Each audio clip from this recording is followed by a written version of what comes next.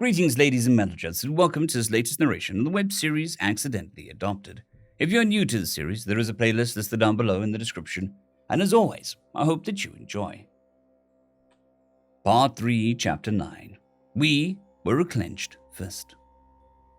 Dear Diary, Sneaky told the next part of his story today, in the galley. This part of the story makes me remember when he told Yoiv that he isn't a hero. Greg, you know better than to lie. The remainder of the page is occupied by a sketch of Greg in a comically oversized chair with an easy smile on his lips. A steaming mug in one hand and a light behind his eyes. Standing behind him is another Greg, garbed in what Trandy imagines to be a military uniform we'd wear with a rifle, as long as he was tall and a very large scope. The face of the sitting Greg is soft, rounded, with large eyes, while the stoic standing Greg has a face made up of harsh angles, and his eyes seemed like pinpricks. Log 6,001.0.08. Personal, Captain Yormdrill. Gregory surprised me while he was helping me change some seals in the hydroponics bay. He was ready to continue the story, and would be willing to talk in the galley. He said that it wasn't so frightful as the earlier parts, but still necessary to understand. I get the feeling that he isn't just telling his story, or even his side of the story, even. I suspect that he wants, or perhaps needs, to lay out his choices to us, to explain himself and the way he is. There is a quiet desperation to these looks backward. I think I shall have to get him a present, something that shows I know and accept the kind of man he is. He took a long, inexplicably sober pull from his steaming mug of ridiculously strong tea and began. So, the general, we called him Chest, but I don't know if that was actually his name or not. Anyway, General Chest was as good as his word. He got us training. It started unnecessarily with boot camp. That's the basic level of training for us. Anyway, it's normal to cycle recruits through boot camp 2 or 3 times, and there's even a commendation for being passed through on your first try. It's because you're learning a lot. How to function under constant stress, how to grab sack time whenever possible, how to chow down on a timer, how to work together and carry your weight on a team, how to speak Republican battle cant, how to use contextual hand signals, and, of course, how to fight, how to kill. Problem was we had already learned all of that on account of how we were all still alive after what happened in Ithilia.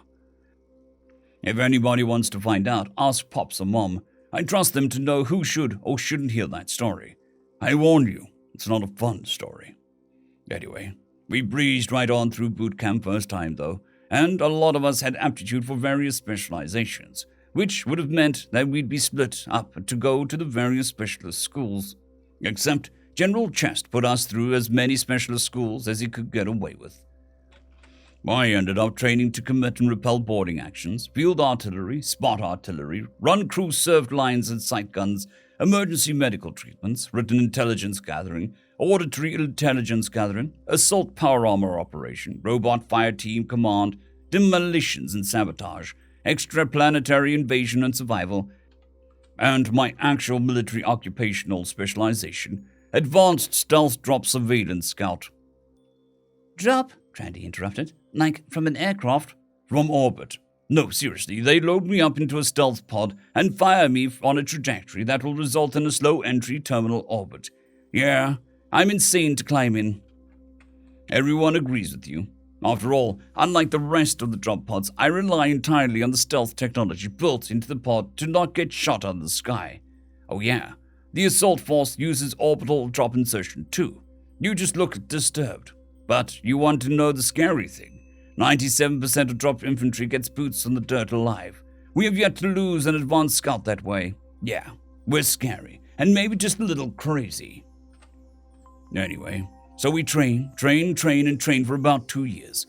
We even went to silent drill school, which was surprisingly useful. I got the feeling that the other boots were disturbed by us, but it's not like I was out to make friends. I was about then that we decided that we were skilled enough to be deployed, and it was pretty obvious that General Chest was keeping us in training to keep us away from the front. Except now that we were even more skilled and motivated to take peace back from the grubs like we did for those refugees. Pete talked to him privately, so I don't know what he said, but it got us moving. We got assigned to a ship, the Wendy, that was crewed by around 40% refugees. That ship, she was beautiful. I mean, she was a warship, a frigate bristling with weapons and forward-launched tubes and all that. But she was beautiful to us, beautiful to me. A sizable amount of, their nickname doesn't translate well, but their job was to fight on ships. The shipboard for short. The shipboard thought they could just make us miserable enough to quit and settle down in foster care system. It was a protracted war of escalating pranks. Eventually, the ship's captain and General Chest had to put a stop to it before the injuries and damage to the ship got worse. We declared victory, and so did they. But by the end of it, they quit trying to brush us off. That was on the way to my first drop, Double New Los Angeles. We promise it's not terrible this time. Was their slogan for some reason. I'm not a history guy. I just remember some of the salty shipboards laughing about it. I was on the ground for 2 weeks before my brothers. I learned what the brood mothers are then. They make the spreaders. I started eliminating them as they presented themselves, but it was my job to scout out a good landing zone so that the assault boys could establish a beachhead that we'd use on our main evacuation point. Also, to find as many concentrations of survivors as possible, and also to sow as much chaos amongst the enemy by eliminating targets of opportunity. I did that with my mid-range Overwatch rifle and my long-range anti-material rifle. The sights on either of which are great for getting a close look at quite a lot from several, I didn't learn your measuring system. Well, from a very far way out anyway. Then they were the directional listening arrays and the hardened transmission system, all of which I had to lug by muscle power because more electronics means more hardening against detection, which means more space taken up, which means I'm easier to see. So no translation implant for me either. Can't connect to the local networks and immediately give away my position just to understand the local languages. Then my brothers dropped. We secured the beachhead, and we started freeing or relieving survivors. General Chest was right. We were far more effective with real military hardware and support.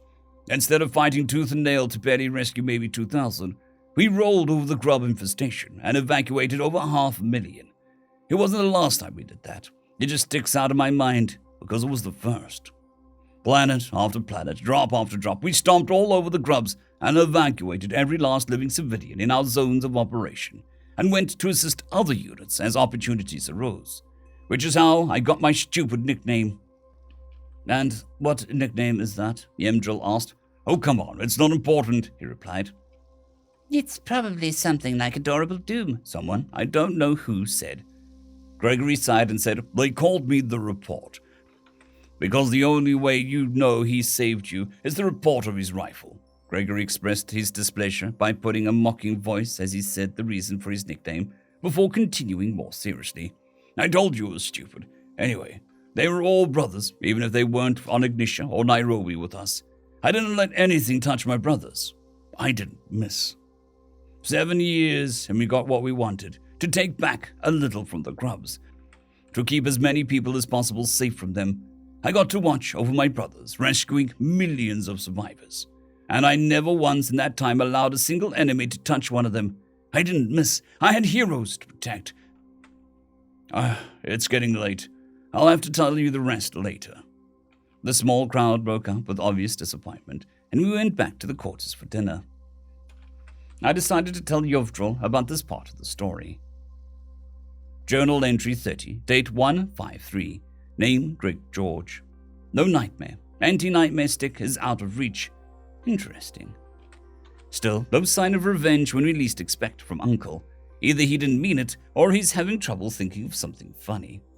Today seemed a pretty chill day, so I decided to tell only part of the story that isn't depressing as feck. The part where we stomped the grubs with the full force of the Republic behind us. Hell, yeah. Mom kept giving me worried glances for some reason. She made me this awesome Xeno steak after I told her of that bit, and I tried to reassure her that I'm okay. She just patted my head and said she knows. She's just proud to have a son like me. Okay, so first of all, it's completely unfair of her to compliment me like that out of the blue. Second, it's unfair that I don't have a good enough counterattack.